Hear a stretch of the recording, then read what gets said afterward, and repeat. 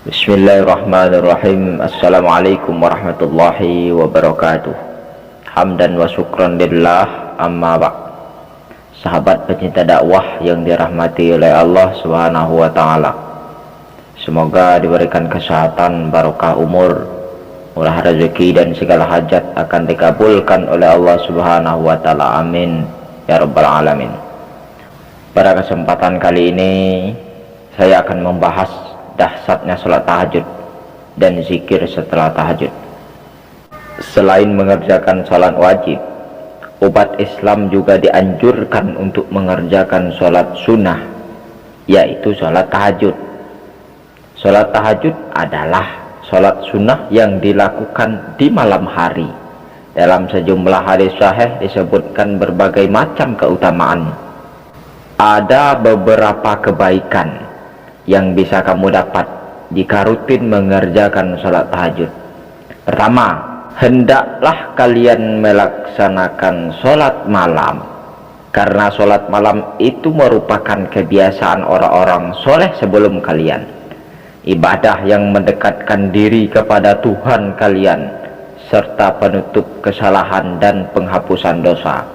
Hadis riwayat Tirmizi, Al-Hakim, Baihaqi. Kita merasa banyak dosa dan ampunan Allah Subhanahu wa taala terbuka untuk hamba yang sholat tahajud. Yang kedua, mendapatkan cinta dan ridha Allah Subhanahu wa taala. Ada tiga macam manusia. Allah Subhanahu wa taala mencintai mereka, tersenyum kepada mereka dan merasa senang dengan mereka, yaitu salah satunya adalah orang yang memiliki istri cantik serta tempat tidur lembut dan bagus. Kemudian ia bangun malam untuk sholat.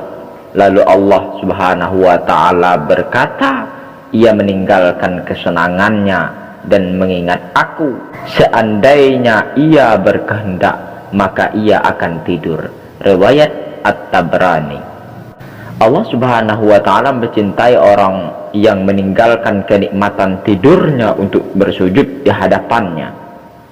Orang yang mengambil wudhu lalu sholat tahajud akan mendapatkan ridho bahkan cinta dari Allah Subhanahu wa ta'ala. Tiga, lebih dekat dengan Sang Pencipta, Allah Subhanahu wa ta'ala. Dalam riwayat, hendaklah kalian mengerjakan qiyamul lail. Sungguhnya ia adalah kebiasaan orang-orang yang soleh sebelum kalian, mendekatkan diri kepada Allah Ta'ala, mencegah perbuatan dosa, menghapus kejahatan dan menangkal penyakit dari badan. Diriwayatkan At-Tirmizi, Al-Hakim. Di saat sebagian umat manusia tertidur pulas dan kamu menunaikan sholat tahajud di tengah heningnya malam, maka kamu sedang mendekatkan diri kepada Allah Subhanahu wa ta'ala.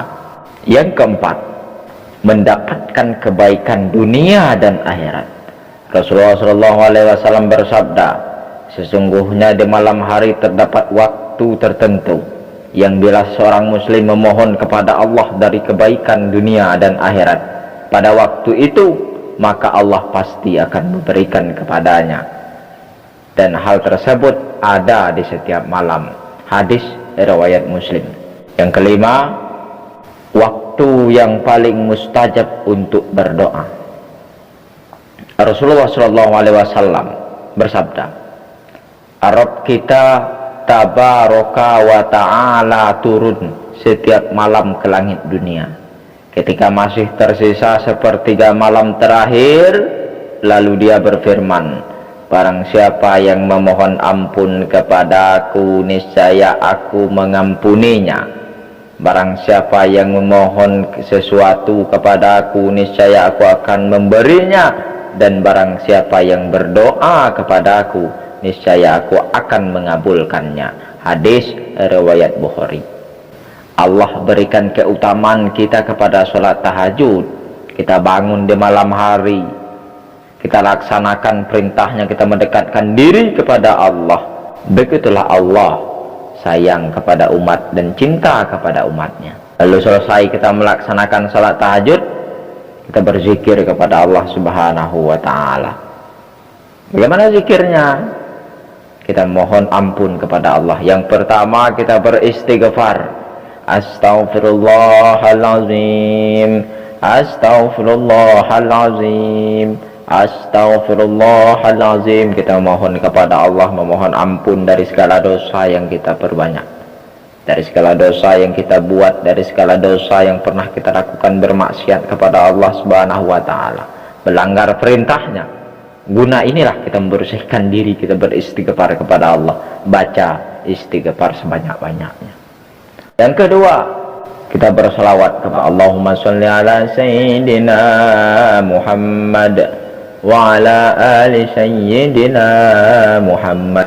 Terus kita perbanyak selawat, kita perbanyak istighfar, kita perbanyak selawat. Tapi dengan pembacaan zikir ini kita meyakinkan diri, kita yakin kepada Allah, kita memohon kepada Allah, kita istiqomah untuk melakukannya, mengamalkannya. Mudah-mudahan Allah mengabulkan hajat kita satu persatu, perlahan Allah kabulkan, tidak secara langsung Allah kabulkan.